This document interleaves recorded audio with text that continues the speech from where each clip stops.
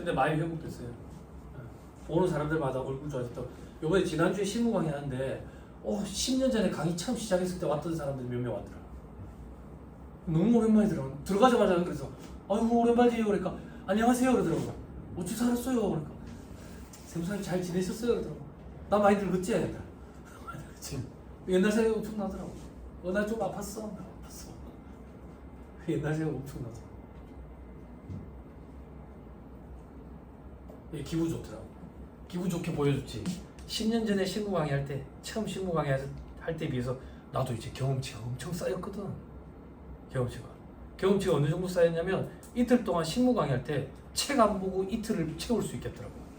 경험한 걸로. 경험치가 많이 쌓였더라고. 아무튼 이번에 반가운 얼굴도 보고 좋더라고. 자, 강타사가 의지합니다.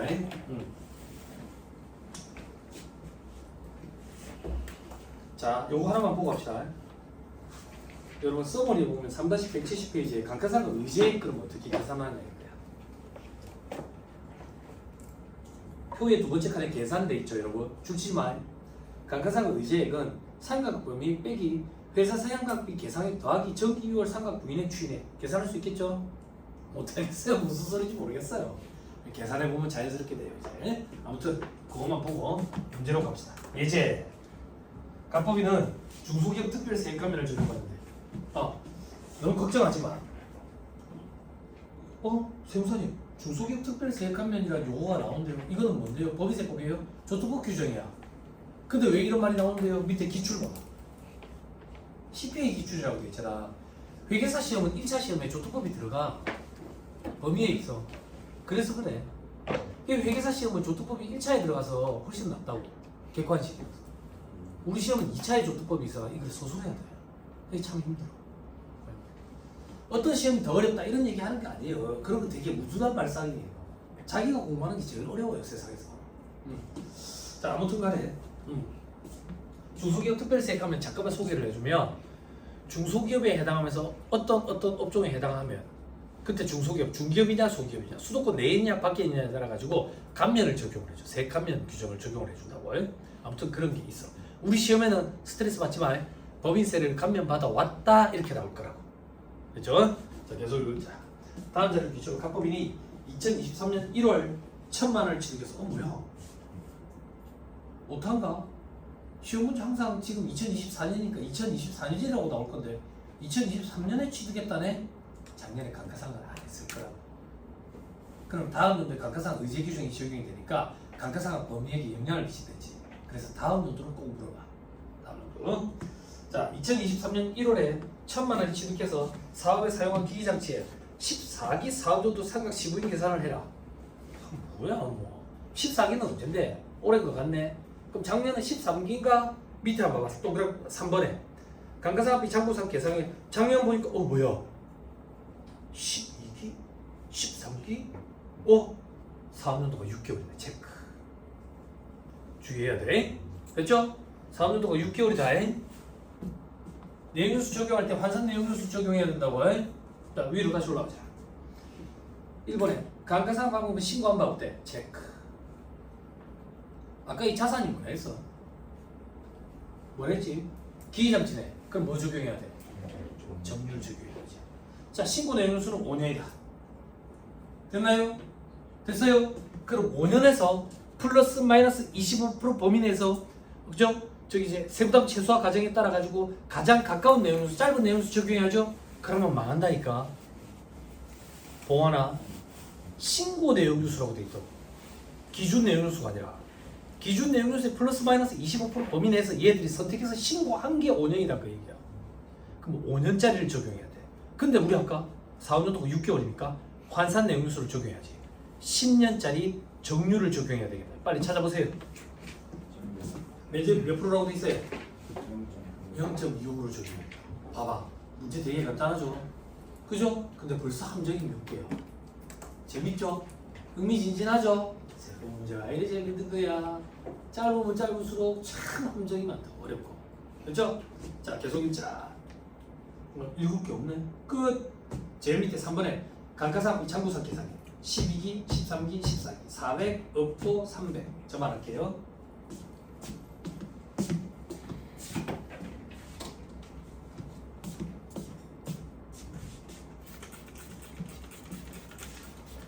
문제가 짧을수록 어려워요. 그러니까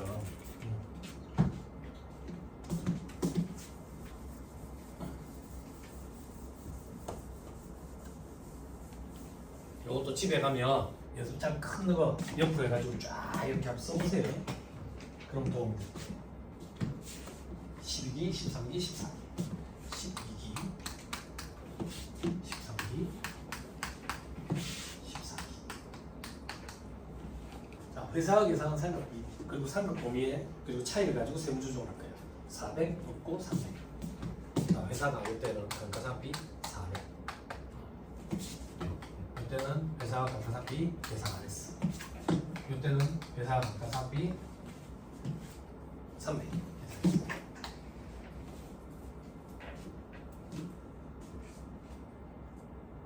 됐죠? 취득가액 1000만원이고요. 상각을 0.25 적용할 거예요. 지금 한번 보세요. 이제 지금 한번 보세요. 어렵어요.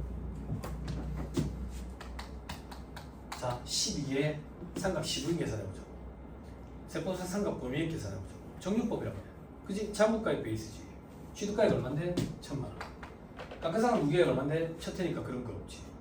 그죠? 됐죠? 여기 바로 0.25 하면 돼요. 그죠? 그러면 세무 조정할게. 한도 초과됐네. 141만원만큼 송금불산이 감가상각비 한도 초과액 141만원 600 됐어요? 됐나요? 네. 자, 다음 눈으로 갑니다. 13기 세법상 한도 상각 범위에 계산해야지. 아, 세무상 이거 뭐 한다고 계산합니까? 왜? 회사가 가서 감가상각비 계산 안 했는데요. 결산 조정 사항이잖아요. 유보전에 추인될 수도 있잖아. 그리고 법인세를 감면받는 법인이니까 그죠? 감가상각 의제 규정이 적용될 수도 있다고. 한도까지. 그래서 한도를 계산해봐야지. 한도 계산해보자. 정률법이다. 정률법. 장부가액 베이스다. 취득가액 얼만데? 1000만원. 그럼 감가상각 무계액은 얼만데? 작년에 400만원만큼 차별의 감가상각비 대별의 감가상각 무계액이 있을 거고. 이러면 장부가액, 회계상 장부가액.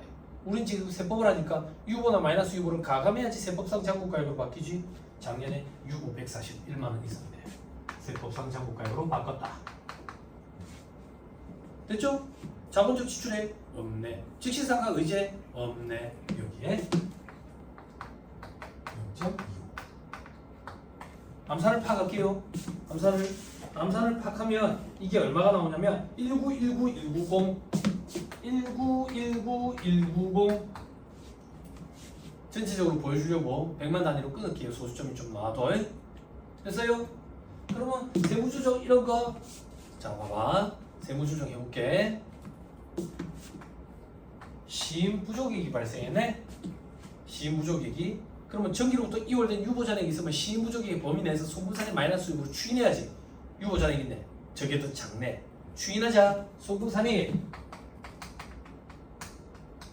141만원 마이너스 유보. 됐어요? 어렵다고 거짓말해보세요. 안 어렵죠? 됐죠? 여기에 하나 더 하는 거야. 뭘 하는데? 이 회사는 법인세를 감면받고 있는 법인인데 법인세법상 상각 범위액만큼 감가상각을 계산을 안 했다. 그러면 상각 범위액만큼 계산한 걸로 보자 했지. 계산한 걸로 보면 어떻게 한다 했는데 송금산이 마이너스 유보하자 했지. 그러면 회사가 법인세법상 상각 범위액만큼 감가상각을 안 한 게 얼마냐 이거야. 안 한 게 190만큼 안 했는데 요만큼 추인됐으니까 요 둘의 차이만큼 감가상각비를 계산을 더 한 걸로 보고 송금산이 마이너스 유보로 송금산이 시켜라. 요게 감가상각으로 보자. 의제 규정이라고. 그럼 이 둘의 차이가 감가상각 의제액이지. 그죠? 그럼 요거를 대답을 쓰고 계산을 하면 509190 이렇게 돼. 송금산이 감가상각 의제액 50919 마이너스 65. 자, 이 상태에서 아까 써머리 잠깐 보세요. 단가 써머리에 여러분 기본서 보고 있으면 기본서 1150페이지 보면 돼요. 기본서 1150페이지 2번에 보니까 감가상각 의지액 봐봐. 삼각 범위액 칠판. 삼각 범위액 얘 빼기 회사 상각비. 회사 상각비 없지? 그지? 또 뭘 빼야 돼? 추인액. 요거 뺐지. 요게 얼만데? 감가상각 의지액이네. 됐어요? 네. 됐어요? 안 됐어요? 됐습니다. 칠판 보세요. 그러면 우리가 13기에 세무 조정한 거는 이 두 개네. 둘 다 방향이 같네. 송금산입으로. 이 둘을 합계를 내면 얼마인데? 이 둘을 합계 내면 요만큼이지. 결국 삼각 범위액만큼 송금산입을 시킨 거지. 그죠? 그죠? 우리 시험 문제에 13기에 감가상각 의제액을 계산하시오. 이런 문제는 등장한 적이 없어. 감가상각 의제가 의미를 갖는 거는 다음 연도에 세법상 감가상각 대상 금액을 줄인다라는 게 의미가 있는 거거든. 그래서 시험 문제에 꼭 다음 연도를 물어봐. 그러면 우리는 감가상각 의제액만큼만 발라낼 필요가 없고 요만큼을 다 송금 산입했다라고 보면 바로 계산하러 넘어갈 수가 있으니까 시간이 단축되지. 그치? 제 말은 이거 두 개 구분할 필요가 없다 그 얘기야. 다음 연도를 물어보기 때문에 다음 연도로 가보자. 지금 문제에서 14기의 세무조정을 했거든. 자, 세법상 상각 범위 계산하자. 다시 잘 봐. 기계장치라고 해. 기계장치 내용수 신고했다고 5년으로. 근데 환산 내용수 적용해야 되니까 10년이야.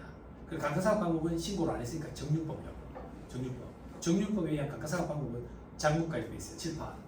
장부가액 어떻게 계산하는데 취득가액 1000만 빼기 감가상각 2개 400만 원 감가상각 2개 잡았지? 안 잡았지? 400만 원. 근데 이거는 회계상 기초장부가액이지.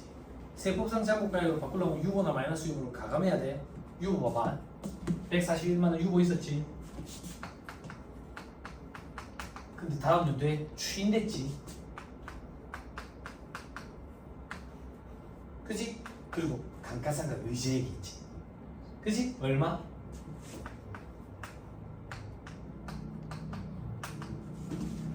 됐어요? 이 자식아, 그러면 계산해야 되는 거 아니야? 얘랑 얘는 얼마? 149만 원.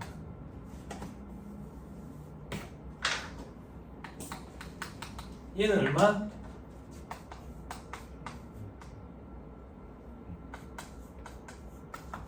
계산할 필요 없겠죠? 그죠? 요거 뭉뚱그려서 다 추이시켜가지고 다 송금산입 시키고 다음 연도 범위에게 영향을 이렇게 미치고. 그래서 감가상각 의제액만 따로 안 물어보면 그런 문제 등장한 적이 없거든. 바로 이렇게 한 큐에 가면 된다고. 됐죠? 자, 여기에다가 뭘 곱하는데 0.25. 대답을 해서 보면 여기 얼마가 나오냐면 1422119 1422119 단도초가 됐네. 송금부산이 요건 여러분들 하세요. 얼마 6.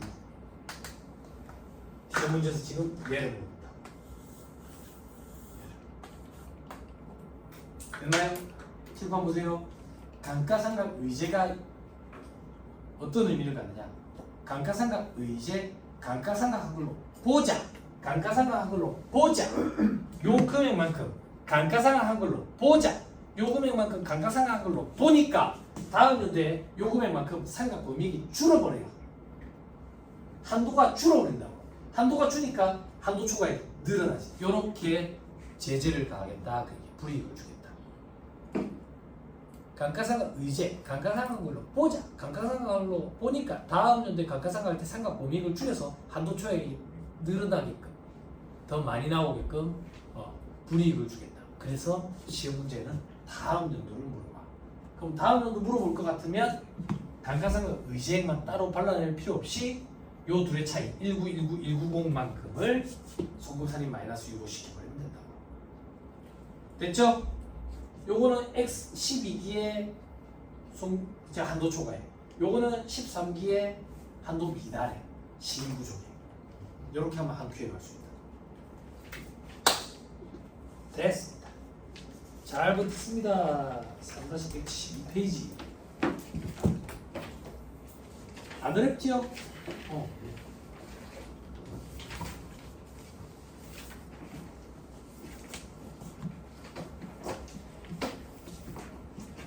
저 각하상은 의제 규정을 적용을 안 받으려면 현업에서 법인세 감면 받으면 안 돼.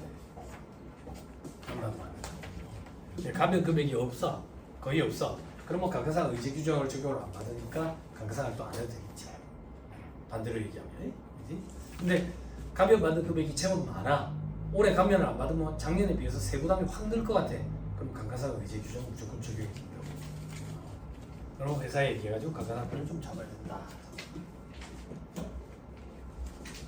자, 3-172페이지. 자, 요거는 그냥 우리 다 같이 보지 말자. X표 치지 말고, X표 치지 말고. 왜 보지 말라고? 한국주택국제기준 도입기업에 대한 각각의 신고조정 특례돼 있죠. 그죠? 자, 조금만 보자. 왜 등한시해도 되는지 조금 이따 얘기해 줄게. 매년 감가상각 방법 및 내용뉴스 적정성을 재검토하는 한국주택국제기준을 도입함에 따라 한국주택국제기준 도입 전에 비해서 감가상각비가 감소가 될 수 있대.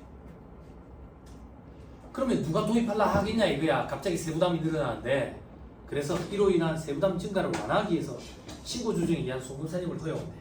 자, 이건 어떤 개념이냐면, 봐봐. 우리 회사가 일반 기업의 기준을 적용하다가 갑자기 국제 기준을 도입했더니 예년에 비해서 감가상각비가 확 줄어드는 거야. 그러면 송금으로 인정되는 금액이 확 줄어드니까 세부담이 확 늘어나겠지. 그러면 누가 IFRS를 도입하려 하겠냐 이거야. 그래서 특례 규정을 둬가지고 너가 IFRS를 도입하면서 갑자기 감가상각비가 줄어들면 작년, 재작년, 재재작년 3개년치 감가상각비 평균 낸 거랑 비교를 해보겠대. 그래서 평균 낸 것만큼은 감가상각비를 인정해 주겠대. 근데 감가상각비는 적게 계산했잖아. 결산조정 사항이잖아. 차이만큼을 신고조정에 의한 송금산입 혜택을 주겠대. 그럼 세부담이 직전 3개년치만큼 비슷하게 나올 거 아니야. 이 규정이 제가 시험장에 2차 시험장에 들어가던 그 해에 처음 도입됐어요. 그래서 그때는 신설된 규정이기 때문에 전국에 있는 모든 학원에서 유명 강사들이 1순위다, 나온다 이렇게 다들 예상을 했다고. 예상을 했어. 실제 나왔습니까? 나왔어요. 나왔는데 아주 얕은 범위까지만 나온 거예요. 그때는 아주 깊이까지 다 암기하고 들어갔어요. 나올 거라고 다들 예상을 하니까. 그죠? 근데 실제 나왔는데 아주 얕은 깊이까지만 나왔고, 그 이후로도 출제가 됐는데 아주 얕은 정도만 나온 거예요. 그래서 이제는 그 정도까지만 준비하고 들어간다고, 수험생들이. 됐죠? 그러면 말문제 보기 정도까지만 준비하고 들어가면 돼요. 됐죠? 너는요? 저도 완벽하게 다 준비하고 들어갔죠? 첫 해기 때문에. 어쩔 수 없어요. 첫 해에는 나온 적이 없기 때문에 어디까지 나올 거라는 걸 모르기 때문에 다들 그렇게 준비하고 들어가요. 근데 이제는 수년 흐른 거예요. 자, 그러면 신고조정이 허용되는 대상자산 어떤 것들이 있냐? 한국주택국제기준 도입법인이 보유한 감가상각 자산 중 유형자산, 그리고 법에 정한 무형자산. 그 유형자산은 들어가고 무형자산은 법에 정한 무형자산이래. 법에 정한 무형자산이 뭔데? 밑에 동그라미 1번 감가상각비를 손비로 계산할 때 적용하는 계산 내용수를 확정할 수 없는 것으로서 법에 정한 요건을 갖춘 무형자산. 이게 뭘까? 이게 뭘까? 내용 요소가 비한정인 무형자산 얘기하는 거예요. 여기 시간에 공부했죠? 내용 요소가 비한정인 무형자산은 상각을 해요, 안 해요? 안 하죠. 대신에 뭘 해요? 손상검사를 매년 하죠. 그죠? 원래 손상검사는 손상징후가 있을 때 하는데 매년 손상검사를 하는 것들 있죠. 그거. 내용수가 비한정이라는 얘기는 회계 시간에 공부했죠. 내용수가 무한한 걸 얘기하는 게 아니다. 인피니트를 얘기하는 게 아니다. 인피니트 요즘 뭐하냐? 응? 그거 뭐 호야 했었대. 그죠? 제가 대학 다닐 때 별명이 호야였거든. 루이스 델라 호야 알아요? 몰라? 권투 선수 있었어. 권투 선수 유명한 사람이 있었어. 하여튼 뭐 그 춤추는 애 있죠, 그죠? 응답하라 거기 이제 성 정체성이 의심되게 나오는 애. 그죠? 근데 걔가 또 경상도 애들, 부산 애야. 인피니트 몰라? 춤추는 애 있잖아. 아 몰라? 그래서 그 스트리트 뭔가 그 춤추는데 그 나와가지고 이제 안 되잖아. 진짜 직업 댄서랑 다르지. 응? 아무튼 그거예요. 동그라미 2번. 한국주택 국제의 기준을 최초로 적용하는 4학년도 전에 취득한 영어권. 이게 뭔데? 사업 결합으로 취득한 영어권, 외부 구입 영어권 얘기하는 거예요. 그죠? 얘도 손상검사를 매년 하죠. 상각해요, 영어권? 상각하지 않아요. 손상은 이식이에요. 손상으로 인한, 회복으로 인한 환입은 이식을 안 해요. 여러분들 고급의 영역에서 공부를 할 거예요. 아무튼 이런 거. 자, 밑에 신고 조정 방법 돼 있죠? 그죠? 줄 치지 말고 여러분. 괄호 1번에 보니까 2013년 말 전에 취득한 거. 다음 연도, 다음 보면 또 2014년 1월 1일 이후에 취득한 거 막 이렇게 돼 있죠? 그죠? 그냥 눈으로만 보세요. 다음과 같이 계산한 종전 감가상각비가 상각 범위액의 범위에서 송금 인정된 금액보다 큰 경우 차액을 신고 조정으로 송금 산입한다. 봐봐. 국제 기준을 도입하고 나니까 감가상각비가 예전에 비해서 확 줄어들었어. 회사가 계산상 계상할 수 있는 금액이. 그러면 종전의 감가상각비는 요만큼 인정됐었다고. 요 둘의 차이를 신고 조정에 의해서 송금 산입 허용해 준다는 얘기는 결국 종전 감가상각비 계상한 것만큼 인정해 주겠다는 얘기야. 됐어요? 네. 그 정도만 보고 들어가면 돼. 그 정도만. 됐죠? 나머지는 필요 없어요. 넘어가세요. 쭉쭉쭉 넘어가세요. 3-176페이지. 자, 요건 2차형이라고 되어 있죠? 그죠? 2차 때 하시면 돼요. 특수관계인으로부터 자산 양수 시 감가상각비 송금산입 특례돼 있죠? 그죠? 요건 어떤 거냐면, 잠깐만 소개해주고 넘어갈게. 특수관계인으로부터 저가 양수를 한 거야. 그럼 쟤는 저가 양도지. 바보냐 이거야. 도둑놈이지. 부당히 계산 부인을 적용받을 거 아니야. 근데 나는 싸게 사왔지. 싸게 사왔지. 뭐보다? 시가보다 싸게 사왔겠지. 시가로 사온 걸로 처리해. 근데 시가보다 싸게 사왔으니까 취득가액은 싼 금액으로 돼 있겠지. 요 금액을 가지고 감가상각을 해가겠지. 그럼 시가와 차익만큼 이걸 감가상각을 한 걸로 봐버려. 그게 요거야. 뭐 어렵냐? 막 그렇게 어렵지는 않은데 1차 시험에 등장 안 하니까 2차 때 그냥 공부하시면 돼. 네? 넘어가세요.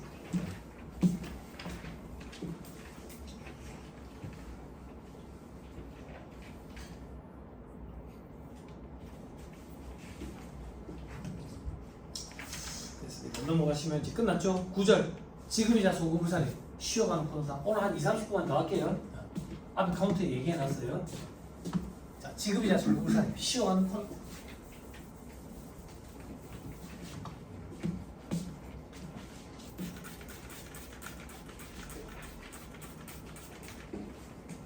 표정이 왜 이렇게 그만 좋아져요?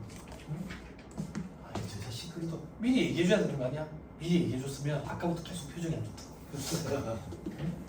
원래 서프라이즈는 다 좋은 거 아니야?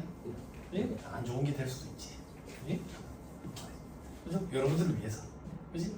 아니 애들 데리고 다이소 갔는데 막 무섭더라고. 할로윈이 있다며. 할로윈 언제가 할로윈이야? 오늘 미리 할로윈이야. 무섭죠? 2-30분도 안 나니까 미리 할로윈이라고 나.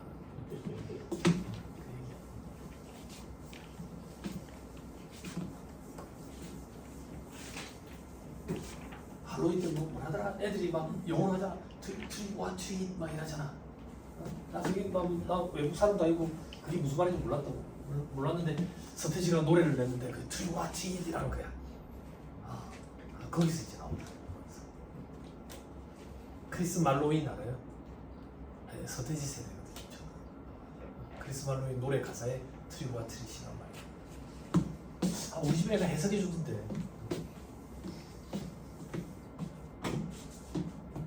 자, 지급이자 소급부산이 방향부터 잡아야 돼. 봐봐, 지급이자래. 지급이자가 뭔데? 이자비용. 이자비용이 왜 있는데? 돈 빌리고 차입금이 있으니까. 야, 장사를 하는 놈이 왜 차입금이 있는데? 장사를 하는데 당연히 차입금이 있지. 아닌데요. 창원에 보면 무차입 경영을 하는 데가 있는데요. 무차입 경영을 하는 회사가 과연 좋은 회사일까? 우량 회사일까? 부채 비율이 낮으니까 좋은 거 아닌가요? 적당히 낮아야지. 예? 돈을 안 빌려왔다는 얘기는 주주들 입장에서는, 개인 투자자들 입장에서는 이 회사는 발전 가능성이 없구나, 투자할 생각이 없구나, 이렇게 보시지. 그렇지? 무차익 경영한다고 해서 무조건 다 좋은 회사는 아니야. 그러면 여기에 필요한 건 뭔데? 회사를 운영하는데 차입금은 당연히 있지. 차입금이 당연히 있다는 얘기는 이자 비용이 당연히 있지. 이자 비용이 당연히 있다는 얘기는 송금으로 인정해 줘야지. 그래서 지급이자는 송금으로 인정하는 것이 원칙이라고. 다만 세법 규정에 따라 가지고 송금으로 인정하지 않는 이자가 있다. 그걸 지금 공부하는 거야. 그 이자가 4가지가 있는 게 아니라 1순위부터 4순위까지 순서가 정해져 있어. 이 이자를 송금 불산입 시키는데 순서를 정해서 송금 불산입 시킨다고. 자, 제일 첫 번째가 채권자금융사채이자, 비실명 채권증권이자, 건설자금이자, 그리고 의무무관자산 등 지급이자, 송금 불산입 이렇게 4가지. 밑에 별표시에 우선관계 이런 거 있는데 보지 마세요. 국정법규정이니까. 저 밑에 1순위, 2순위. 채권자금융사채이자, 비실명 채권증권이자. 자, 같은 거다 이렇게 생각하면 편해요. 그러면 채권자금융사채이자는 뭔데? 이 얘기야. 돈을 빌려와서 우리 회사가 이자를 준대. 그럼 그 사람 입장에서는 이자를 받은 거지.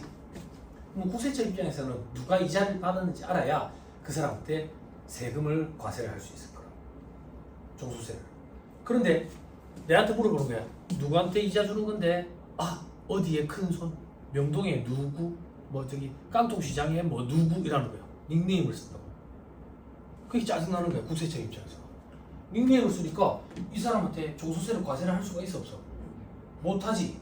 그래서 그 불이익을 내한테 주는 거야. 왜 니는 돈을 그런 데서 빌려왔어? 그래서 어떻게 불이익을 주는데 그 이자를 송금으로 인정을 안 해주는 거지. 송금으로. 그런 게 사채지. 사채. 그지? 사채업자 만나본 적 있어요? 얘기해 준 적 있죠? 그죠? 사채업자가 누군데? 여러분들 부모님이라고 했죠? 그죠? 여러분들 부모님이 하는 그 갯돈, 그게 사채로 흘러 들어가죠. 그래서 사채업자 그러면 막 몸에 그림 있고 뭐 이런 사람들 아니? 사채업자는 만나볼 수가 없고 브로커만 만나볼 수 있다고. 그 브로커가 여기 갯돈 저기 갯돈을 모아가지고 1억 2억 이렇게 맞춰 갖고 오는 거지. 그지? 그럼 거기에 주는 이자 있죠? 요거는 송금 불산입 하겠다 그 얘기예요. 그럼 사채 이자율은 몇 프로인데요? 예전에 한번 물어본 적이 있어요. 여러분들한테 강의를 하기 위해서. 사채 이자가 몇 년 전 얘기니까 지금은 어떤지 모르겠어요. 월 2%라더라고. 그럼 연으로 따지면 몇 프로예요? 24%. 24%는 뭐 그렇게 높은 편은 아닌 것 같은데. 저 브로커가 먹는 돈이 8%가 있어요. 브로커가 돈을 1억을 맞춰서 갖고 온다 했잖아. 그죠? 그럼 브로커가 먹는 게 8% 있어요. 그럼 합치면 32%죠. 그럼 이자 32%짜리인 거죠. 그죠? 그 브로커가 먹는 게 알선 수수료예요. 그래서 그 알선 수수료까지 포함시켜서 이자로 보고 송금을 수립시켜요. 자, 표 밑에 별표시에 동그라미 1로 해당 사채를 차입하고 지급한 알선 수수료 사례금도 포함돼요. 그죠? 저한테 상을 줘야 되는 거 아니에요? 여러분들에게 강의를 하기 위해서 사채업자를 막 찾아다니는 거예요. 이자가 몇 프로인지 물어보러, 알선 수수료가 몇 프로인지 물어보러. 예? 농담이에요. 지금은 모르겠어요. 관심도 없고 몇 프로나 되는지. 금리가 올라서 이것도 안 올라갔겠나 싶은데. 사채 이자. 제가 이거 궁금해서 물어봤던 거는 제로 금리인데 거의. 금리 맨날 대도 안 하는데. 아무튼 이 갯돈이 일로 흘러 들어간대요. 여러분들 부모님들 보면 그 개 하시는 분들 아직도 계실 거예요. 우리 부모님 개 하는데 개주더라. 개주더라. 정말이냐? 그래? 그러면 그럼 얘기 안 하겠구나. 왜 부모님을 건들면 안 되냐? 이중지 말자지.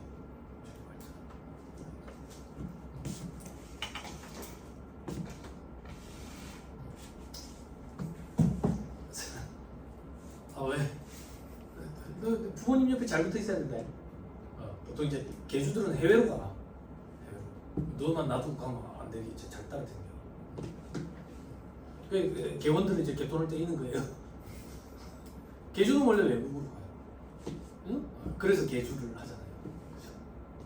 개주 안 해봤어요? 잘하는 사람, 잘 뛰는 사람들 하잖아요. 개주는 도망을 잘 가요.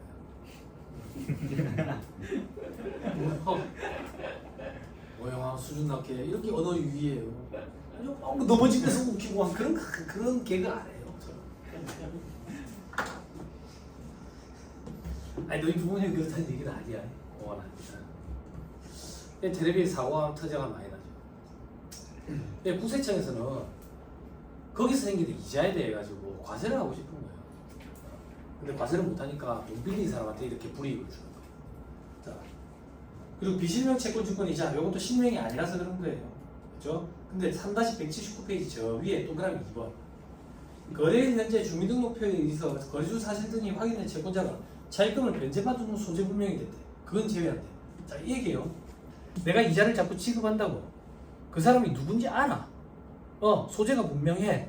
근데 내가 이자랑 차입금, 원금을 다 갖고 났더니 이 사람이 행방불명이 돼서 그런 이자까지는 채권자 불명 사채 이자를 보지 않겠다 그 얘기예요.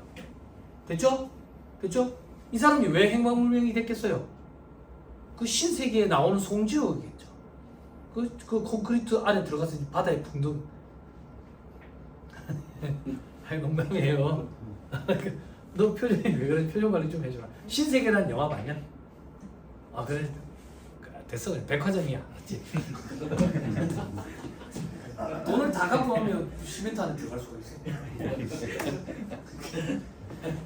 그래서 아니 몇 년 전에 강의했는데 수업을 이러더라고. 암기는 강력한 임팩트가 필요하다. 아무튼 그래요. 그래서 다시 돌아와가지고 여러분 방금 얘기한 동그라미 이번 시험에 나온 거예요. 그래서 제가 농담을 섞어 말씀을 드리는 거예요. 강력한 임팩트가 필요하다고 시험에 나와요. 다시 왼쪽으로 돌아와가지고 소득처분, 송구불산이라니까 소득처분 대표자 상향 원칙이에요. 대표자 누군 책을 가한다 그 얘기예요. 왜? 너가 왜 그런 데서 돈 빌렸으냐 이 얘기야. 됐죠? 근데 만약에 혹시나 원천징수가 됐대. 그러면 기타 사유주를 처분해요. 왜? 원천징수된 세액은 국가로 들어갔을 거니까. 근데 실무적으로 이게 원천징수가 되겠냐고. 그죠? 그렇지만 이게 시험에 등장해요. 원천징수 된 거는 기타 사유줄이에요. 됐죠? 자, 넘어갑니다. 자, 그 다음 3순위 건설자금 이자로 되어 있죠. 그죠? 건설자금 이자는 여러분 성격이 좀 달라요. 건설자금 이자는 뭐냐면 여러분들 회계 시간에 차입원가 파트 공부했죠. 차입원가 자본화. 차입원가 자본화 뭔데? 이자 비용을 자본화 시켜야 된다고. 즉 이자 비용을 건물원가에다 넣었죠. 그래서 세법도 그 이자 비용을 비용 처리하면 송금불산을 유보하고 건물원가에다 얻겠다 그 얘기야. 그러니까 얘는 성격이 좀 달라. 불이익 제재를 가하는 게 아니라 건물원가에 엎어야 되니까 송금불산이 유보한 거야. 됐어요? 송금으로 인정이 안 되는 게 아니라 건물원가에 얹기 위해서 송금불산이 유보를 한 거라고. 그러면 송금으로 인정을 안 해주느냐? 인정을 안 해주는 게 아니라 이자 비용으로 송금 인정하는 게 아니라 감가상각비 형태로 송금으로 인정하기 위해서. 됐죠? 됐죠? 그럼 계산은 어떻게 하는데요? 똑같아. 회계랑 똑같이. 그래서 계산은 일반적으로 회계학에서 등장하고 세법에서 등장을 잘 안 하는데 만약에 등장한다면 회계랑 똑같이 하면 돼. 맞지? 자, 의미 있죠. 그럼 세법에서 뭐 물어보는데 여기 파란 것이 자산의 매입, 제작, 건설에 소요된 차입금에 대해서 그 자산의 건설된 과정에서 발생한 이자, 이와 유사한 지출금, 그죠? 세법상 처리돼 있죠. 그죠? 회계부터 또 올려보자. 회계의 차입원가 자본화 대상이 되는 자산을 적격자산이라고 표현했죠. 그 적격자산은 회계에서는 취득 혹은 제작 혹은 매입에 장기간이 소요되는 자산, 적격자산.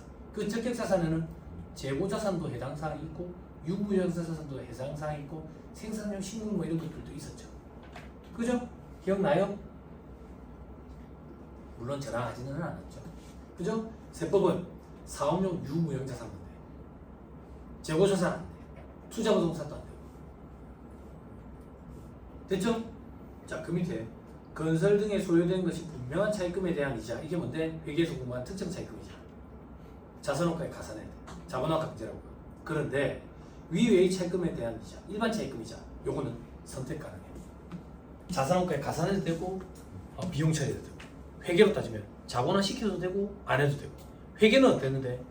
자본화 시켰어야지. 즉 회계에서는 특정 차입금 이자, 일반 차입금 이자 전부 다 자본화 강제야. 세법은 특정 차입금 이자는 자본화가 강제인데 일반 차입금 이자는 선택 가능하다. 그래서 이 파트가 계산 문제가 잘 등장 안 해. 왜 등장을 안 하는데? 단기 세부담 최소화 과정에 의하려면 일반 차입금 이자는 자본화 시키지 않고 단기 비용 처리해야지 세부담 최소화 과정에 부합한다고. 근데 출제 교수들은 계산하는 걸 물어보고 싶잖아. 그런데 세부담 최소화 과정 안 맞는 거야. 그래서 잘 등장하네. 책에 보면 등장했던데요. 어떻게 등장했는데 책의 저자가 가정을 했어. 자본화를 최대한 많이 한다라고 가정한다. 근데 그거는 실제 기출 문제가 아니야. 책의 저자가 그냥 억지로 만들어 놓은 문제라고 가정을 해가지고. 이게 시험 문제, 계산 문제에 잘 등장하네. 말 문제 보기로만 부탁하고. 됐습니다. 밑에 정리되어 있는데 볼 필요 없고요. 저 밑에 별표시 1번에 건설자금 이자에 대한 처리. 자본화 여부. IFRS는 특정 일반 다 자본화 강제. 자본화 강제. 법의세법은 자 일반 차입금에 대한 거는 선택 가능해. 밑에 별표시에 일반 기업회계 기준 이렇게 되어 있는데 이건 보지 마세요. 머리 아프니까. 넘어갑니다. 자 다음 페이지 바로 3번. 사례를 통한 건설자금 이자 계산 방법 이렇게 있죠. 그죠? 자 건설 착공일은 4월 1일이고 근데 2월 1일에 돈 빌려온 게 있어. 왜 빌려왔는데? 건물 건설을 위해서 빌려왔대. 특정 차입금이니까요. 10억 빌려왔어. 근데 3억은 5월부터 6월까지 운영자금으로 썼대. 특정 차입금 중에 일부를 다른 데 쓴 거야. 그럼 그 기간 동안에 발생된 이자는 자본화 아니잖아. 대상 아니잖아. 빼야지. 그리고 2억 원은 6월에 은행에 박아놨대. 12% 이자. 그지? 이게 뭔데? 우리 회계 시간에 공부한 일시 투자 수익이지. 그죠? 그죠? 그래서 보자. 건설 기간 중 이자 10억 원. 그지? 이자율은 몇 프로인데? 10%네. 10%. 그럼 몇 개월? 4월, 5월, 6월. 됐죠? 그런데 그 중에 운영자금에다가 전용을 했네. 그죠? 얼마를? 3억을. 5월, 6월 두 달 동안. 그리고 일시 투자 수익이 발생했네. 2억을 12%로 한 달 동안. 빼야지. 되나요? 멘붕 올 필요 없어요. 여러분들 계산 방법이랑 뭐가 틀리냐면 여러분들은 12분의 월할 계산이 먼저 오고 이자율을 곱하죠. 뒤에. 그죠? 그죠? 그래서 연평균으로 계산을 하죠. 그죠? 왜 연평균으로 계산을 하는데 월별로 다르니까 연평균으로 다 맞춰놓는 거죠.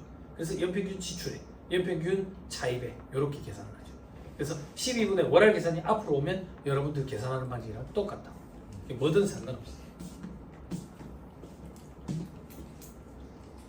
됐지요? 자, 또 시험에 나오는 게 뭔데? 밑에 별표시 중요해요. 건설 차입금에 대한 연체 이자의 처리 방법을 되겠죠. 그죠? 특정 차입금의 연체로 생긴 이자를 원본에 가산한 경우 그 가산한 금액은 해당 사항도 자본적 지출로 하고 그 원본에 가산한 금액에 대한 지급이자는 송금을 한다. 이게 계산 문제, 말 문제 보기로 구성해요. 즉 연체이자가 생긴 거야. 연체이자 밑에 사례 보세요. 건설 차입금이 1,000억 있어. 1,000억 이자율 10%래. 그러면 이 건설 차입금 1,000억에 대한 이자율 이자 10%는 100억이지. 100억. 요거 우리는 자본화 대상이 된다고. 그지? 그럼 뭐 건물원가에다가 엎을 거라고. 그런데 이 이자를 제때 지급을 안 해가지고 연체이자 20억이 발생한 거야. 이 연체이자 20억을 어떻게 하냐면 차입금 원본에 가산하기로 했대. 원본에 가산하기로 했대. 됐어요? 그럼 이 20억 있죠?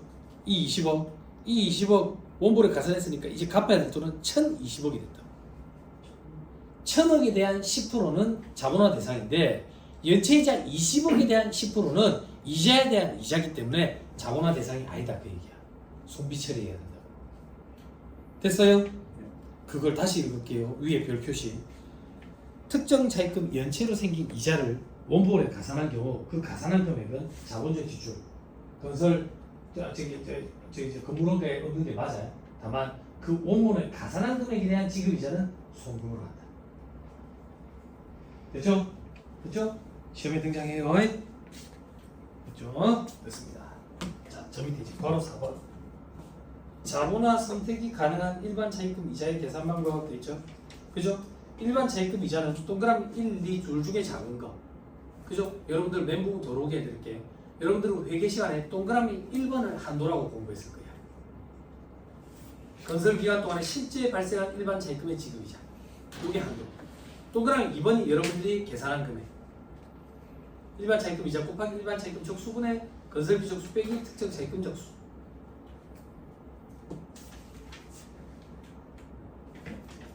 됐나요? 됐어요? 조금만 도와줄게.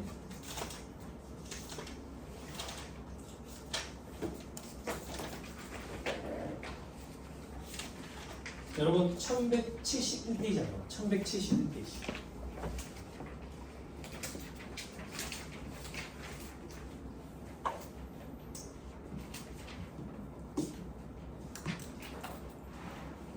그 문제 가지고 갈 건데 칠판 조금만 보세요. 조금만 도와드릴게요.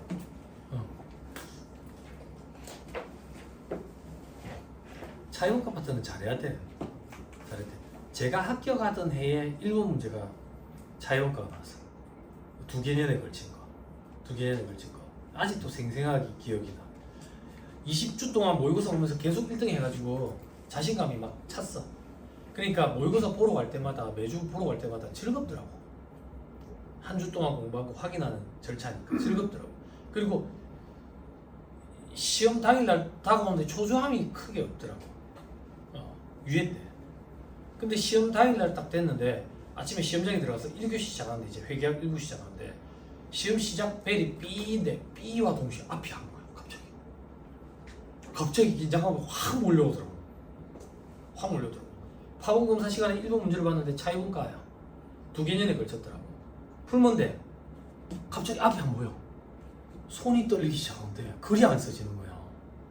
어떻게 시작해야지. 글을 이렇게 썼어. 이렇게 팔이 움직이면서. 그러면서 긴장이 풀리더라고. 손이 움직여야 긴장이 풀려. 계산기 두드리면서. 그래서 1번 답안을 보면 글씨가 개발세발이야. 개발세발. 그래갖고 문제를 다 풀었어. 한 30분 남거든. 합격권에 있으면 회계학 1부는 30분 남아. 회계학 2부가 시간이 부족해서 그렇지. 걱정 안 해도 돼. 30분 남으면 뭐 해야 돼? 다음 시간 준비해야지. 뭘 다음 시간? 검토를 해야지. 검토를 해야지. 그럼 검토를 할 때 답안을 내가 아주 간단히 써놓잖아. 그러면 다시 한 번 더 풀어봐야 되는데 다시 한 번 더 풀어볼 시간은 없어. 그래서 답안을 자세하게 써야 돼. 검토할 수 있을 만큼 눈으로 보면서. 검토하는데 1번 문제 엉터리를 했더라고. 엉터리로. 그래서 1번 문제를 통으로 X표를 쳤어. 30점이니까 3페이지 정도 썼을 거 아니야. 한 페이지당 10점이라고 생각하면 돼. 지금은 한 페이지 조금 넘어야지. 예전에는 B4 사이즈였기 때문에. 지금 A4 사이즈니까 조금 더 넘어야지. 3페이지는 다 X표 치고 제일 뒤에, 답안 제일 뒤에서 문제 1번 다시 이래가지고 풀었다고. 그걸 내가 검토할 때 발견을 못했으면 나 여기 앉아 있을 수도 있어. 응? 그래서 답안은 자세하게 써야 돼. 어느 정도까지 답안을 자세하게 써야 됩니까? 수험생들이 2차 수험생들이 꼭 물어봐. 2차 답안은 풀이 과정을 보여줘야 되잖아.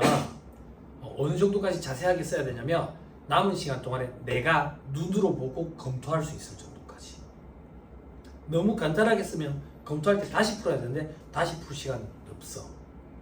딱 60분 동안 풀고 30분 동안 검토하니까 다시 풀려면 60분이 필요하니까 내가 보고 이해할 수 있을 정도까지. 응? 그렇죠?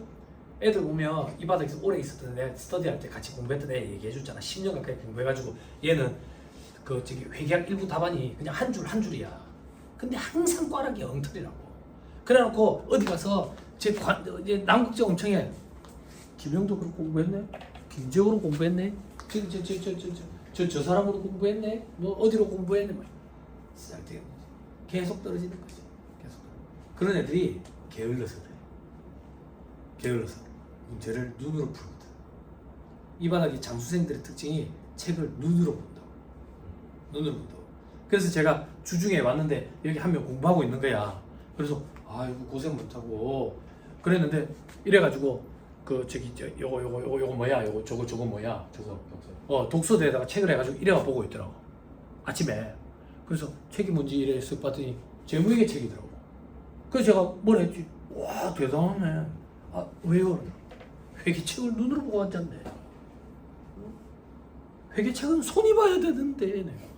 응? 장수생들 특징이라고. 장수생들은 책을 보면 기억이 다 나. 다 알겠어. 그런데 시험 문제를 보면 어버버 되는 거야. 손이 어색하거든. 아까 했잖아. 긴장감이 확 몰려올 때 손이 움직이면 긴장이 풀린다니까. 그렇게 해야 돼. 칠판 보세요. 100개 더 주면 줄게요. 자연과 자본 아파트. 요 얘기부터 할게요. 여러분들 유형자산 파트는 공부할 게 참 많아요. 양이 사이즈가 많아요. 취득 단계에서 공부하는 게 있죠. 그리고 보유 단계에서 공부하는 게 있죠. 그리고 처분 단계에서 공부하는 게 있죠. 요것도 벗겨야 되잖아.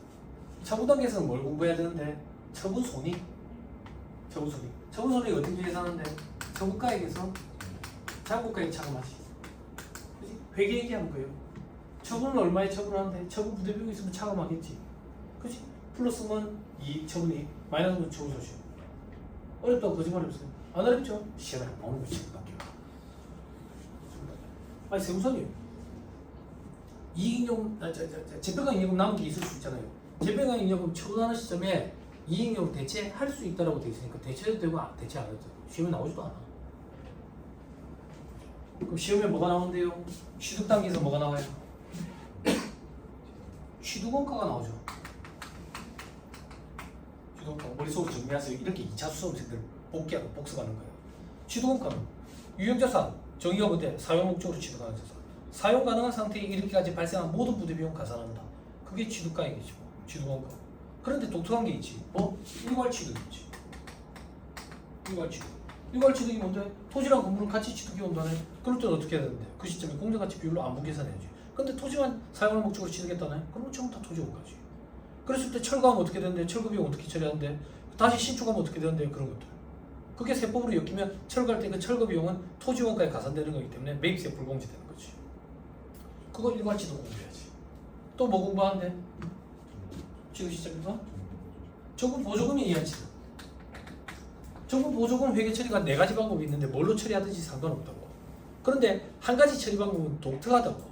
단기 손익 미치 영향이 다들 동일한데 한 가지만 감가상각비를 상계 처리하면서 감가상각비를 줄이면서 수익으로 잡지. 그래서 그 자산차감법 중에 개요가 등장하지. 그지? 근데 너무 쉽다네? 너무 쉬우니까 요즘 트렌드가 달라졌지. 어떻게 트렌드가 달라졌는데 이자를 낮춰주면서 돈을 빌려줘가지고 정부 보조금. 그치? 시장 이자보다 낮은 금리로 돈을 빌려주면서. 그러면 삼각 문제가 생기니까 재밌어지니까 정부 보조금 요즘 트렌드가 그렇게 달라졌지. 그치? 또 뭐가 시험에 나오는데?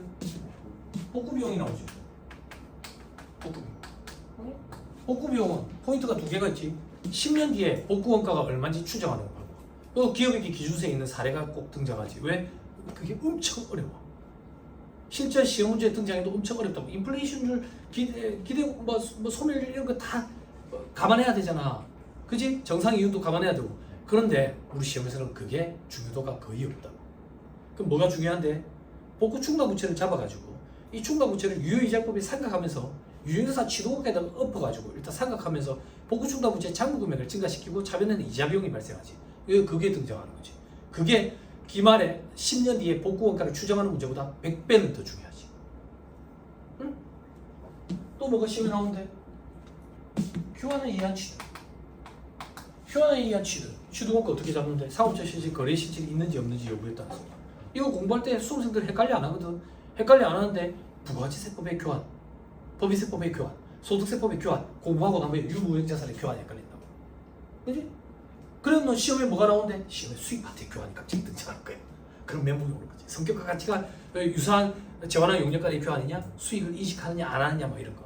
그지? 그것도 완벽하게 해놔야지. 그지? 그리고 취득 단계에서 제일 어려운 게 뭔데? 차이원가 자본화라고. 봐봐. 당나라에서 공부하시는 분들, 저한테 수업 안 들으신 분들이 보여? 뭐가 보이는데 이게 왠지 중요할 것 같지 않아? 어렵고? 이런 감동스러운 이 바닥을 떠야 된다. 안 그래? 이게 너무 사이즈가 크고 어려워서 김영덕 회사님이 별도의 챕터를 구성하고 있는 거지. 이건 취득 단계에서 일어나는 일이라고. 취득 단계. 그치? 그래서 이자 비용을 취득 단계 건물원가에다가 얹는 거지. 건설 중인 자산 형태. 건설 중인. 보유 단계에서 뭘 공부하는데? 감가상각비. 껌이지. 시험에 나오겠냐? 기본이지. 그치? 또 뭐 있는데? 자본주의 수출, 수익적 수출. 시험 나오겠냐? 안 나오지. 뭐가 좀 까다롭노? 재평가. 또 뭐가 까다롭노? 손상. 뭐가 까다로워? 뭐가? 둘이 믹스되면 까다롭지. 그래서 이거 나오지. 뻔하지. 그치? 2차 수험생들 스터디 모여가지고 준비 시작 문제 풀자. 쓸데없는 짓이라고. 아니 스터디는 커피숍에 앉아서 이런 걸 서로 복귀하는 거 머릿속으로. 유형사 아파트에 뭐가 나올 것 같노? 뭐가 힘들 것 같노? 아 이런 부분 이렇게 하면 문제가 사이즈가 30점짜리가 나오지 않을까? 아니면 쪼개져 가지고 5점짜리로 한 6개 나오지 않을까? 이게 스터디라고. 이게 그러니까 1차 때는 1차 대비 목적으로는 스터디가 필요가 없어. 이런 말을 아직 못하니까. 그죠? 응? 혼자서 에어컨 틀어놓고 시원한 집에서 풀면 돼. 그 중에 요 차이버과 자본화 요걸 잠깐만 보자고. 아 이걸 쓰는 거야? 김현우 회사님 책에 이렇게 정리가 안 돼 있냐? 김현우 회사님이 강의하실 때 이런 걸 전체적으로 한 번씩 보여주시면 그분은 진짜 천재적인 머리를 갖고 계시죠. 부럽다. 저는 그런 머리가 안 돼요. 김현우 회사님이 와꾸를 개발하시면 한참 내가 뜯어봐야 돼.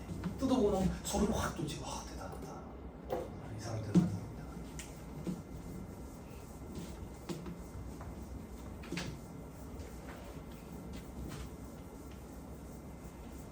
조금만 더 하고 집에 갑시다. 네.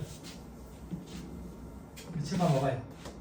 그래서 여러분들 차이버카 파트에서 이런 거 했죠. 기간을 이렇게 해가지고 요 시점부터 시작해가지고 요 시점까지 요거 너 자본화 대상 기간 이렇게 그지? 그래가지고 12분의 몇 개월 12분의 몇 개월 이런 거 곱했죠. 12분의 몇 개월 이게 뭔데? 지출액이야. 처음에 요만큼 지출했어. 요만큼 지출했어요? 그 다음 요만큼 지출했다고. 그러면 누적으로 가야 된다고. 누적으로. 이 면적을 계산하고 싶은데 이 면적 계산하니까 골머리가 아픈 거야. 왜 골머리가 아픈데? 우리 그냥 괄호 곱하기 세로로 면적을 계산하고 싶어. 그럼 어떻게 하면 괄호 곱하기 세로로 면적을 계산할 수 있는데? 잘 봐. 넌 어릴 때 이런 거 안 해봤을 거야. 나랑 동시대를 살아온 사람들은 다 해봤어. 나는 어릴 때 뭐 했냐면 학교에서 이런 거 했어. 미술 시간에 여기를 종이를 잘라가지고 풀칠을 해가지고 여기다 붙여. 모자이크자. 그러면 종이가 한 요만한데 요거를 잘라서 여기에 붙여. 자, 이 면적과 이 면적은 지금 같은 거야. 이런 게 싫으면 들어보죠. 면적 같아. 같아. 그러면 괄호 곱하기 세로로 이제 계산이 되지 면적이. 그지? 이렇게 계산을 편하게 하기 위해서 만드는 거야. 이걸 우리는 연평균이라고 표현해. 그래서 이렇게 지출이 이루어질 때 지출 이 금액은 1년 동안 요 금액이 지출된 거랑 같다고 얘기야. 그래서 연평균 지출액이라고 표현하고 여기에 얼마라고 쓰는 거지. 그러면 이 연평균 지출액 건물 짓는데 돈이 이만큼 연평균으로 들었어. 이걸 어디서 갖고 왔냐 이거야. 은행에서 빌려왔다고. 은행에서 돈 빌려오고 뭔데? 이 건물 지을 그걸 특정 차입금이라고 표현하네. 특정 차입금 얼마 빌려왔는데 얼마 빌려왔고. 근데 이것도 연평균으로 기준을 다 맞추는 거야. 왜? 여기에 곱해지는 이자율들이 다 연이자율이거든. 그래서 연평균으로 다 맞추는 거야. 아무로. 그럼 여기에 12분의 몇 개월 하는 거지. 이 몇 개월은 자본화 기간이 오는 거야. 여기다가 이자율을 나눠. 그러면 연평균 이자가 나오지. 이게 자본화 대상이 되는 차입원까지. 그런데 이 중에 돈을 딴 데다가 써가지고 일시 투자 수익이 생겼대. 얼마만큼? 요만큼을 딴 데다가 썼대. 12분의 몇 개월 동안. 그지? 여기다가 이자율을 나눠. 요거는 일시 투자 수익이니까 차감하지. 그지? 요거 네팅한 게 자본화 대상이지. 됐어요? 조금만 더. 근데 이 금액을 따져보니까 이 연평균 지출액보다 적어. 뭐야? 건물 짓는데 100억이 들었는데 돈 빌려오고 연평균으로 따지면 70억이야. 그럼 돈이 30억이 더 들어갔잖아. 어디서 들어갔냐 이거야. 돈이 없는데 우리 회사에 운영자금으로 쓰려고 빌려온 돈이 있었는데 그 중에 흘러 들어간 거야. 그게 일반 차입금이야. 그럼 연평균 지출액 중에 여기서 조달된 금액을 차감한 나머지는 우리 회사 운영자금으로 쓰려고 빌려온 돈 중에 흘러 들어간 거야. 그럼 거기에도 이자가 발생할 거 아니야. 그 이자도 자본화를 시켜야지. 그래서 이자율로 곱한다고. 근데 알고 봤더니 우리 회사 운영자금이 한 개가 아닌 거야. 한 3개를 빌려온 거야. 가, 을, 병 이렇게. 얼마 빌려온 거야. 얼마 빌려온 거야. 그 이자율이 얼마 된다고. 그럼 이 이자율 3개니까 다 더해가지고 3으로 나누면 산술 평균이잖아. 무식한 거야. 이렇게 평균 치지 말해. 그럼 어떻게 평균을 줄까? 이 이자율 가중 평균을 좀 칠해. 가중치를 둬가지고. 그래서 가중평균 차입 이자율이라고 부르고 세법에서는 회계에서는 이걸 자본화 이자율이라고 부르는 거지. 그래서 이 이자율을 평균을 치는 거지. 어떻게? 실제 발생된 이자를 가지고 그 이자를 여기 적용을 하는 거지. 그러니까 이자를 여러 개를 가중평균 친 거야. 이자가 하나밖에 없어서 뭐 한 개만 썼다고. 가중평균치 이자율이야. 차입 이자율. 세법에서는 그렇게 얘기하고 회계에서는 자본화 이자율이라고 얘기하는 거지. 그럼 이자가 얼마 나오겠지. 근데 얘 한도가 있다며. 요게 한도래. 당연하지. 실제 이자가 요만큼 발생했는데 그 실제 이자보다 더 많이 발생하면 말도 안 되지. 실제 발생된 이자 중에 일부, 운영 자금에 대한 이자 중에 일부를 자본화시킬 건데. 그래서 당연히 이게 한도가 돼야지. 근데 방금 우리 수식에는 요걸 한도라고 해놨다. 반대로. 여러분들 공부한 대로 요걸 한도라고 생각하면 돼. 됐어요? 네. 됐나요? 네. 그럼 뭐 회계랑 세법이랑 완전 계산과목이 똑같으니까 차이점은 없으니까 있어. 어떤 차이점이 있는데요? 회계는 여기에 12분의 몇 개월 곱할 때 회계기간이 들어가지. 세법은 여도 자본화야. 자본화 대상 기간이라고. 그리고 회계는 요거 차감하잖아. 그치? 요거 계산할 때. 그치? 세법은 요거 차감하지 않아. 그렇지만 1차 시험에서는 그런 거 등장 안 해. 그럼 우리 어떻게 공부해야 되는데요? 회계랑 똑같다라고 생각하고 들어가면 되지. 차이점이 시험에 안 나온다고. 그럼 똑같다라고 생각하고 들어가면 되잖아. 아니요, 세부사님, 저는 그 말이 아니고요. 회계 계산도 안 돼요. 그럼 답 없지. 그럼 뭐 얘기를 해. 답 없이 떨어지는 사람이죠. 안 그래요? 그치? 자, 아니 그렇잖아. 아무것도 하기 싫은데 뭐 내가 뭐라고 해야 돼? 급하신 분 가셔야 돼. 화가 난 거 절대 안 해. 근데 한번 스스로 생각해봐. 회계도 모르겠는데 이러면 아무것도 하기 싫다는 거는데 안 그래? 제가 해줄 수 있는 역할은 여기까지야. 똑같지? 그치? 그러면 소연아, 암기할 공간이 조금 여유가 생기지. 안 그래? 아니 세법 전부 다 암기하려고 우리 대갈장군이 돼야 된다고. 우리 여유 공간을 좀 둬야지. 우리 나중에 소득세법 암기해야 된다고. 소득세법 논리 뭐 이런 거 아무것도 없어. 그냥 150만 원이래. 15%래. 12%래 암기해야 돼. 그 여유를 두는 거지. 뭘 가지고? 회계를 가지고. 왜 회계를 가지고? 회계는 쉽잖아. 원가가 회계, 재무회계, 세법, 세무회계, 세법학자 안 칠줄 가야지. 문장에 조홍이한테 일러줘야지. 조홍이 또 자존심상이야. 그죠? 원가는 쉬워요. 관리는 조금 어려울 수도 있죠. 관리 얘기는 아주 좋고. 책을 보세요. 자, 그래서 문제 한번 풀어볼게요. 문제 풀어보시면 1171페이지. 요거만 풀고 집에 갑시다. 다음 자료를 기초로 각법인이 2024년 풀이네요. 자산원가로 계산할 건설자금 이자를 계산해라. 다만 회사는 최대한 가능한 많은 금액을 잘 자본화시킬 거래. 이런 문제는 등장한 적이 없어. 그냥 가정을 한 거야. 트레이닝을 위해서. 다만 1년은 365일이라고 가정을 한다. 적수 계산을 해야 돼서. 자, 밑에 24기 초부터 건물을 건설하고 있는데 그 건물은 25기 말에 완공할 예정이래. 완공할 예정. 자, 이에 대한 단기 건설비 적수는 3102500000 이렇게 돼 있는 거야. 3102500000 이게 뭐냐면 이거야. 이게 지출액이라고 생각하면 돼. 3102500000 이렇게. 됐죠? 손익계산상 지급이자 내역에 보니까 5%짜리, 6%짜리, 8%짜리가 있는데 6%짜리가 특정 차입금 이자래. 얼마인데 지급이자? 300만 원. 이거 주어졌네. 300만 원. 다른 색깔로 해줄까? 300만 원. 그렇지? 근데 보니까 일시 투자 수익이 있네. 밑에 별표시에 100만 원. 100만 원 빼야지. 그럼 자본은 대상이 얼마인데? 200만 원. 됐어요? 됐나요? 근데 특정 차입금의 차입금 적수가 보니까 182500000이야. 여기. 요게 182500000. 그치?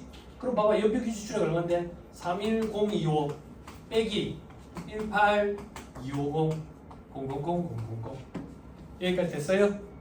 됐나요? 네. 그리고 이자율이 5%짜리 8%짜리 두 개가 일반 차입금이네. 지급이자가 얼마인데? 여기 해보자. 여기 200만 원. 그리고 요거는 800만 원.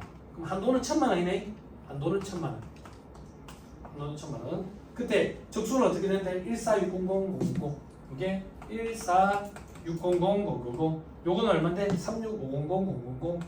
3650000. 적수 계산을 했다고요? 회계는 12분의 월수. 세법은 일할 계산이니까 적수 계산을 했어요. 그러면 얘랑 얘의 관계를 가지고 이자율 뽑아내는 게 자본화의 이자율이지. 그지? 그럼 이자율은 이렇게 쓸 수 있겠네. 이자율 200만 원 아직 200만 원 더하기 800만 원 그리고 14600 더하기 36500 됐어요? 안 어렵죠? 자 이제 해답 보세요.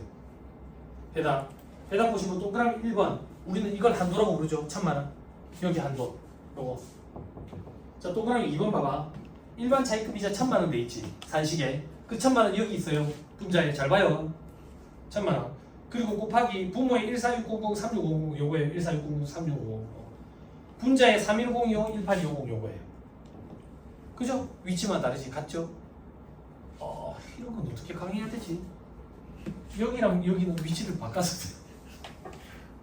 여기랑 여기랑 위치를 바꿨는데 초등학생 가르치고 있는 거죠. 자 됐죠? 네. 그죠? 네. 그러면 똑같지요. 똑같지요? 네. 회계가 훨씬 더 복잡하죠? 회계를 회계학 시험에서 씁니다.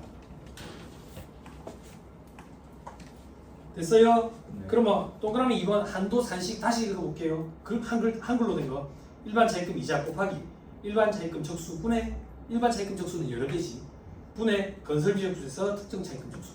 그러면 이 표현이 이해가 될 거예요. 이걸 얘기하는 거다. 됐습니까? 네. 됐죠? 됐습니다. 됐죠? 다음 시간에 보시면 3-181페이지 세무조정 이거 되게 중요하거든. 여기서부터 이제 일단은 아시죠? 오늘 모의고사는 몇 문제 냈더라? 11문제인가? 45분 들으라고 했어요. 45분 들으라고 했는데 지난 시간까지 공부한 거 가지고 해놨어요. 해놨으니까 한번 풀어보시고 요번에는 강의 시간이 9시간짜리가 없고 다 4시간씩 쪼개져 있어가지고 모의고사를 뭐 어쩔 수 없이 여러 번 좀 보는 그런 형태로 할 거예요. 아무튼 강의 듣느라고 고생 많이 했습니다. 수고하셨습니다. 알겠습니다.